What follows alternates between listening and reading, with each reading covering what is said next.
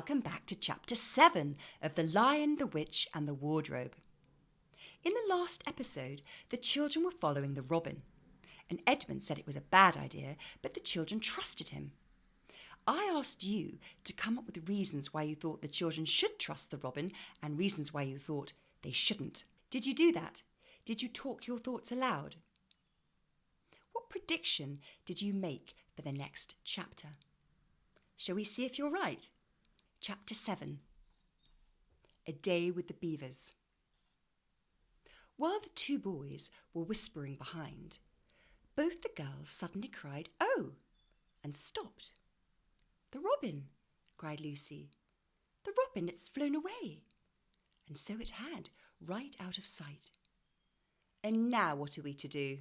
said Edmund, giving Peter a look which was as much to say, "What did I tell you?" "Shh, look," said Susan. "What?" said Peter. "There's something moving among the trees, over there to the left." They all stared as hard as they could, and no one felt very comfortable. "There it goes again," said Susan presently. "I saw it that time too," said Peter. "It's still there. It's just gone behind that big tree." "What is it?" asked Lucy, trying very hard not to sound nervous. "Whatever it is," said Peter, "it's dodging us. It's something that doesn't want to be seen."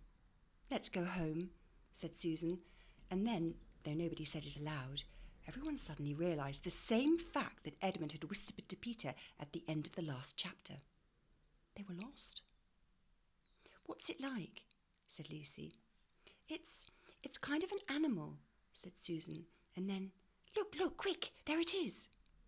They all saw at this time a whisked furry face which had looked out at them from behind a tree. But this time it didn't immediately draw back.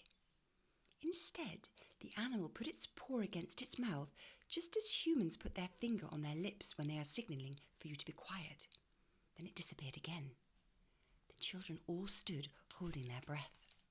A moment later, the stranger came out from behind the tree, glanced all round as if it were afraid someone was watching, said "Hush," made signs for them to join it in the thicker bit of wood where it was standing, and then once more disappeared. "I know what it is," said Peter. "It's a beaver. I saw the tail." "It wants us to go to it," said Susan, "and it's warning us not to make a noise." "I know," said Peter. "The question is, are we to go or not? What do you think, Lou?" "I think it's a nice beaver," said Lucy. "Yes, but how do we know?" said Edmund. "Shan't we have to risk it?" said Susan. "I mean, it's no good just standing here, and I feel I want some dinner." At this moment, the beaver again popped its head out from behind the tree and beckoned earnestly to them. "Come on," said Peter. "Let's give it a try. All keep close together. We ought to be a match for one beaver if it turns out to be an enemy." So the children all got close together and walked up to the tree and behind it, and there, sure enough, they found the beaver. But it still drew back, saying to them in a hoarse, throaty whisper, "Further in, come further in, right in here. We're not safe in the open." Only when it had led them into a dark spot where 4 trees grew so close together their boughs met, and the brown earth and pine needles could be seen underfoot because no snow had been able to fall there, did it begin to talk to them. "Are you the sons of Adam and the daughters of Eve?" it said. "We're some of them," said Peter. "Shh," said the beaver. "Not so loud, please. We're not safe, even here." "Why, who are you afraid of?" said Peter. "There's no one here but ourselves." "There are the trees," said the beaver. "They're always listening. Most of them are on our side, but there are trees that would betray us to her. You know who I mean." And it nodded its head several times. "If it comes to talking about sides," said Edmund, "how do we know you're a friend?" "Not meaning to be rude, Mr Beaver," added Peter, "but you see, we're strangers." Quite right, said the beaver. "Here's my token." With these words it held up to them a little white object.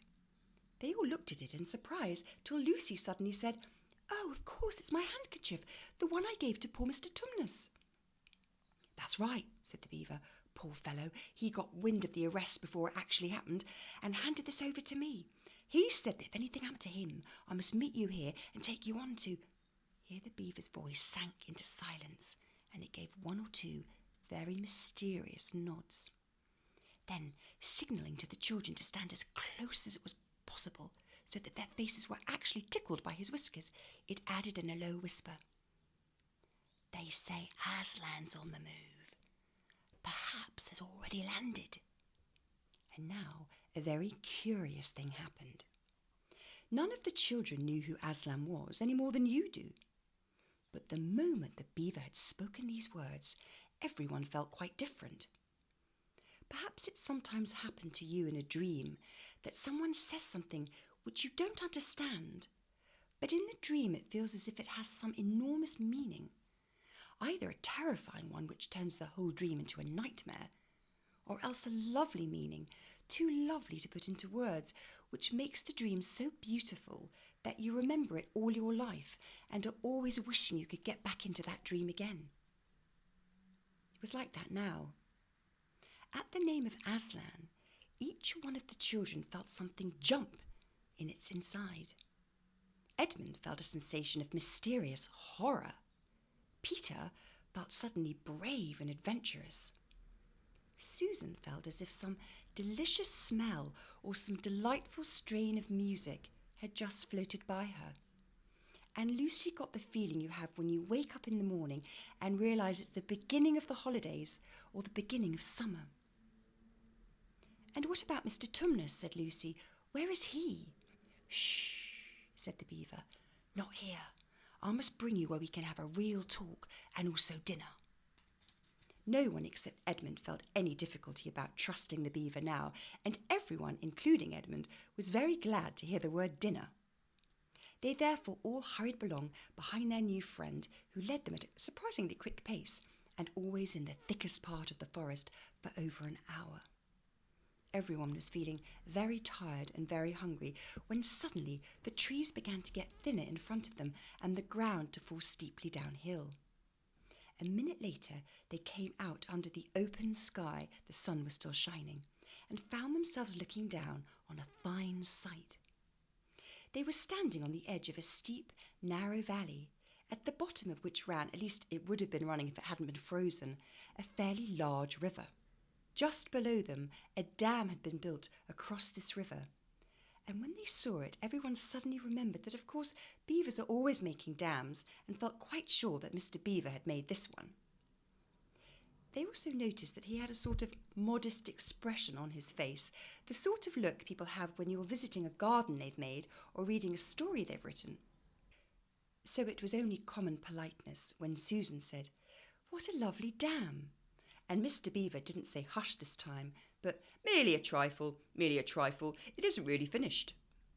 Above the dam there was what ought to have been a deep pool, but was now, of course, a level floor of dark green ice. And below the dam, much lower down, was more ice. But instead of being smooth, this was all frozen into the foamy and wavy shapes in which the water had been rushing at the very moment when the frost came. And where the water had been trickling over and squirting through the dam, there was now a glittering wall of icicles, as if the side of the dam had been covered all over with flowers and wreaths and festoons of the purest sugar. And out in the middle, and partly on top of the dam, was a funny little house shaped rather like an enormous beehive, and from a hole in the roof smoke was going up, so that when you saw it, especially if you were hungry, you at once thought of cooking and became hungrier than you were before. That was what the others chiefly noticed, but Edmund noticed something else. A little lower down the river, there was another small river, which came down another small valley to join it. And looking up that valley, Edmund could see two small hills, and he was almost sure they were the two hills which the White Witch had pointed out to him when he parted from her at the lamp-post that other day. And then between them, he thought, must be her palace, only a mile off or less. And he thought about Turkish delight, and about being a king, and I wonder how Peter will like that, he asked himself, and horrible ideas came into his head. "Here we are," said Mr Beaver, "and it looks like Mrs Beaver is expecting us. I'll lead the way, but be careful and don't slip."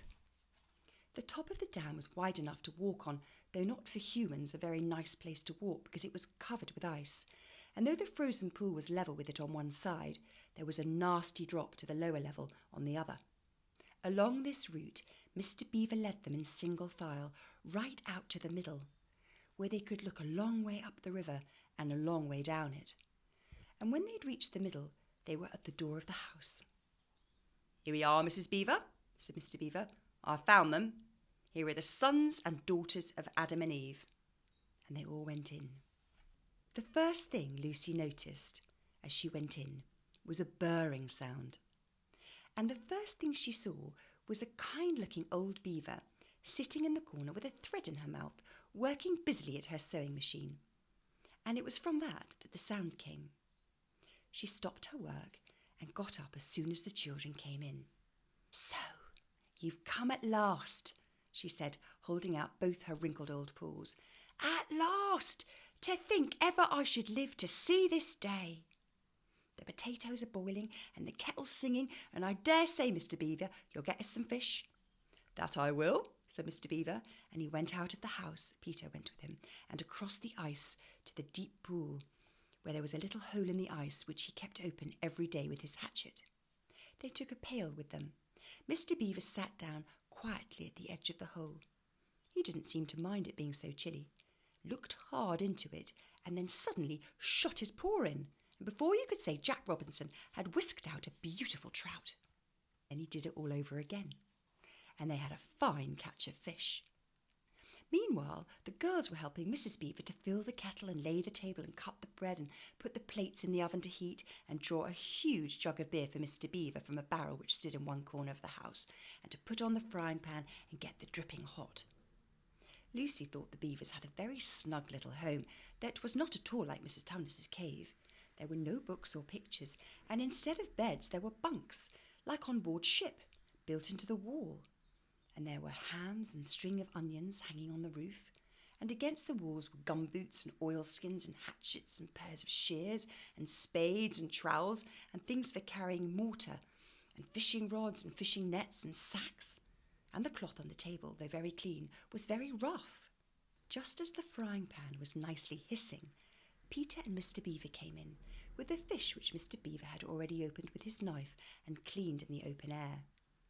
You can think how good the new-caught fish smelled while they were frying, and how the hungry children longed for them to be done, and how very much hungrier still they'd become before Mr Beaver said, "Now, we're nearly ready." Susan drained the potatoes and then put them all back on the empty pot to dry on the side of the range, while Lucy was helping Mrs Beaver to dish up the trout, so that in very few minutes everyone was drawing up their stools. It was all three-legged stools in the Beaver's house, except for Mrs Beaver's own special chair, and preparing to enjoy themselves. There was a jug of creamy milk for the children, Mr Beaver stuck to beer, and a great big lump of yellow butter in the middle of the table, from which everyone took as much as he wanted to go with his potatoes.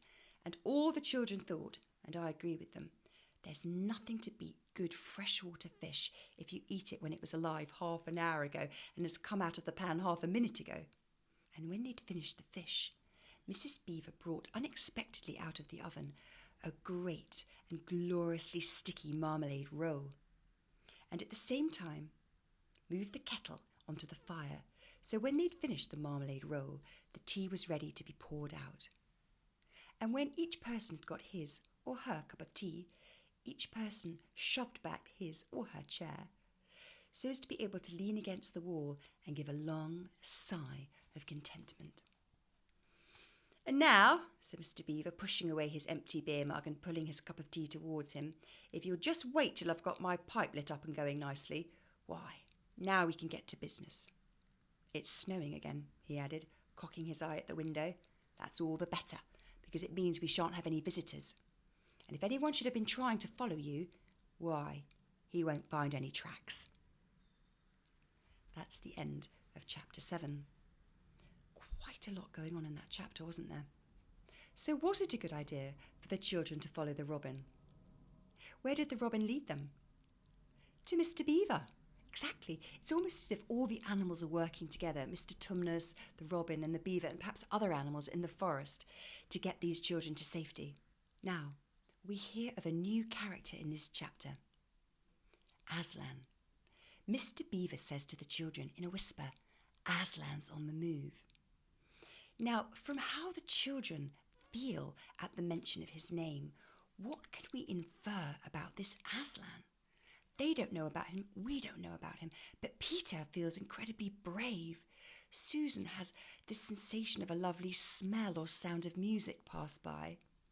And Lucy has that sense of waking up on the first day of the holidays. Only Edmund doesn't have a good feeling. What does Edmund feel? A sense of horror. Now, what do we already know about Edmund? Whose side is he on? Exactly, he is on the side of the White Witch. The other children are on the side of the animals. And so what can we infer about Aslan from the different way that the children react to hearing his name? We might infer that he is a force of good. And not just a force, but a powerful force, because the children can't explain the enormity of their response. It's a curious, unfathomable feeling that they have. So it could be said that Aslan is on the other side from the White Witch, a strong and powerful counterforce. Mrs Beaver, when she sees the children, says, "So you've come at last. At last, to think that ever I should live to see this day." What do you think she means by that, based on what we know so far? Well, Mr Beaver says, "Look, I found them at last, the daughters and sons of Adam and Eve." So this is the prophecy that we've heard about earlier in the story, that when those 4 thrones are filled by the sons and daughters of Adam and Eve, then winter will end in Narnia and the White Witch will be overthrown. So there is this fulfillment of a prophecy that we've been piecing together throughout the story so far. The narrator depicts this beautiful scene of a frozen waterfall festooned with icicles like sugar. And yet Edmund is focusing on something else. What's he focusing on? The 2 hills in the distance, which the White Witch told him was where she lived. And already we see that strength of magic, the pull that the White Witch exerts over Edmund, because he's thinking about, even though he's starving and wants dinner, what's he thinking about? The Turkish delight and being a king. So yet within this scene of the children arriving safely at the Beaver's house, we already see Edmund as on the outside of this and potentially a threat. Let's look at a couple of words that appeared in this chapter. Earnestly. At this moment, the Beaver again popped his head out from behind the tree and beckoned earnestly for them. What do you think earnestly might mean? So he's asking them to come to him. How is he doing it? Has he tried to get their attention before? He has. He's put his paw to his lips, he said hush, and he's beckoned them before, signalling them to come to him. He's tried to get their attention on multiple times, and therefore earnestly means he's trying to convince them. He's with conviction, and he's also sincere. He really wants them to come. He's sincerely motivated for them to come to him. What about the word curious? After the children hear Aslan's name, a very curious thing happened. The children experienced these extreme feelings, something noticeable, something unexpected. So curious in this context means strange, unlikely, unusual. You wouldn't normally react to somebody's name that you'd never heard of before with such a strong reaction. At the end of the chapter, Mr Beaver says it's good that there's been snowfall, because if anyone were trying to follow them, they wouldn't be able to follow their tracks. What do you think is going to happen next? Can you make a prediction about what is going to happen next in the story based on what we know so far? Think about any clues that might have been laid for us, anything we might have talked about, or anything else in the chapter that gives you an idea of what's coming next. Grab something to talk to, alive or stuffed, and talk your ideas aloud. What's going to happen in the next chapter? Until next time.